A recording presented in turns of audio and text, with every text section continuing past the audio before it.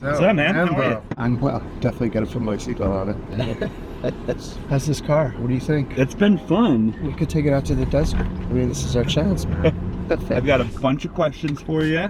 Yeah. And pick your brain on all things experiential and event marketing. So why don't we start with telling us a little bit about yourself, what you do and what you've done. Been in the world of events and marketing since 1999, so I guess wow. that's 26 years almost now. I spent most of that time at agencies, always in a strategy position. Actually, to be honest, I started in digital.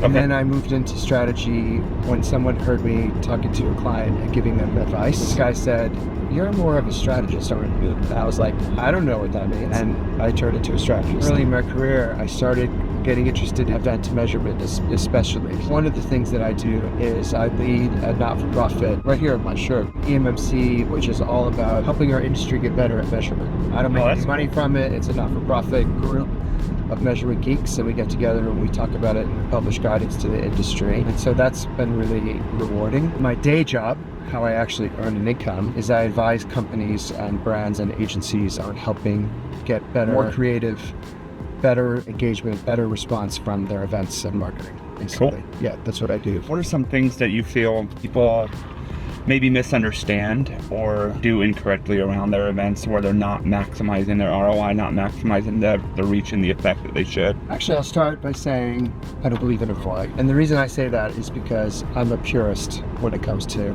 measurement. ROI is a financial measure. Yeah, that's true. And the problem with it is there's no standard way to evaluate what people spend on events. Everyone budgets differently, accounts differently, includes different things. You can't standardize it, so it's very difficult to have the eye of ROI. The real issue, though, is with the return. If we think about events delivering sales, which many do, but not all, then yes, there could be a financial return, but that financial return may not happen for years. Absolutely. And then the fatal flaw is what's called attribution. And that means that attributing the sale to the event. You can track, and you should track, what your potential revenue will be. But I try not to use ROI because it implies that we can accurately or credibly track what the return was. Now, that doesn't answer your question. Your question was, how do you make events better or more impactful? And I'm a big believer in measuring two things, performance and impact, actually. And the third one, which I'll come to. The performance of an event is what most event people use today. They evaluate, like, are people going where they need to go?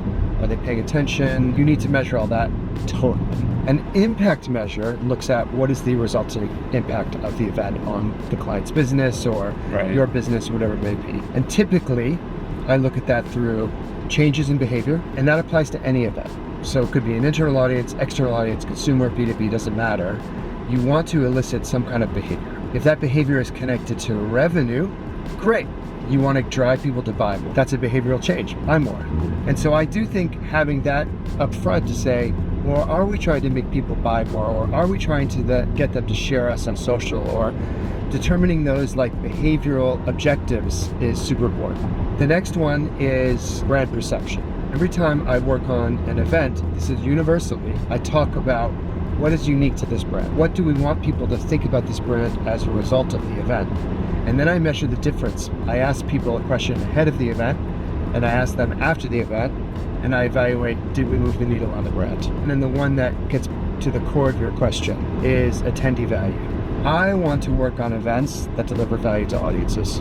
I can't prove to you that if I deliver value, you're going to get more sales. Right. But I believe that you will. Yeah. So based on that hypothesis, I will focus on how do we make sure people get value out of this experience. And then the last area is sustainability. Accessibility, sustainability. It's almost like doing the right thing. Yeah. And you do the right thing because it feels good to your staff, it feels good to you as an event planner. And so I think those are all factors. And I always start, as I've said, like with what is the end goal? What does success look like? And then let's work towards that. So you've been in this industry for longer than some people in the industry have been alive. Yeah. Yeah. Most of the people I work with on a daily basis. Wow. So how has it changed over the past few decades?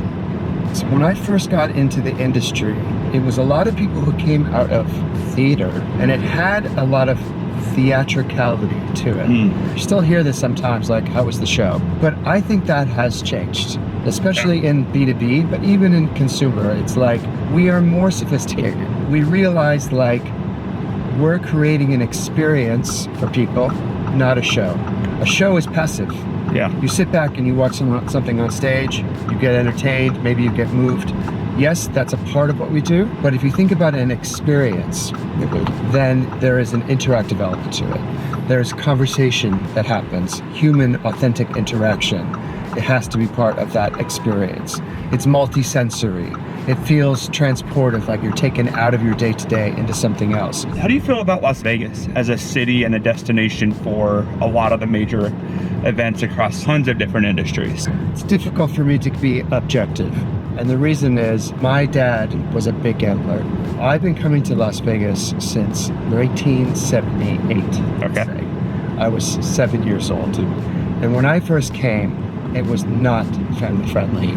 But Vegas wants it both ways. Mm-hmm. They want to have that dark underground kind of thing, and they want to have the family friendliness.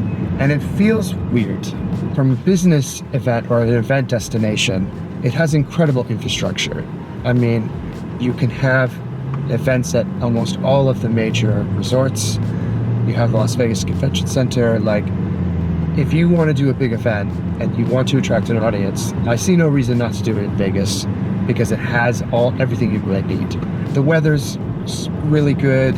You can bring family. They can hang out at the pool if you're at the event. It's got entertainment. It has lots of attributes, don't get me wrong. Europe, US, wherever, do you have a favorite city for events? And if so, why? I don't have a favorite city, but I will tell you that conceptually, I like cities that have actual heritage and history to them and a character to them. And this is something in Europe that you really get. Like, yeah, absolutely. if you go to Paris, man, it's constant culture. Yep. I was just at an event in Frankfurt, Germany, and Madrid, Spain, in the past 2 weeks. Like, you just feel the vibe. In the US, I think you get some of that, like Austin, Texas, for example. Austin's great. Such great character. Chicago's got character. Boston has character. New York has character. Not so much Vegas or Los Angeles. So it's not that I have a favorite city, but I love to go to a place where you can bring that culture into the event. Yeah. And people feel like, yeah, I'm actually going somewhere. Yeah. You know, going somewhere that has something interesting to say. What are your thoughts on swag? Is there a right way and a wrong way to do swag? Would you just stay away from it? Would you lean into it? Something like 80% of swag ends up in the trash. Yeah. From a sustainability standpoint, it's a disaster. However, I have at times found it can be effective if you can come up with something that people truly want. So I do think at times you can use swag effectively, but it has to really be done thoughtfully and something that people value. Otherwise, don't waste your money. Awesome. Yeah. Well, any last words of advice for the audience, Dax? Yeah. Authenticity, human connection really is like, if you're talking to your team about swag, make sure you've got the authentic human connection part sorted out first, because that's the big stuff. Yep. Authentic human connection, excellent content that's not boring, opportunities for people to have an experience they couldn't have anywhere else. Those are the secret sauce of events, not things like swag.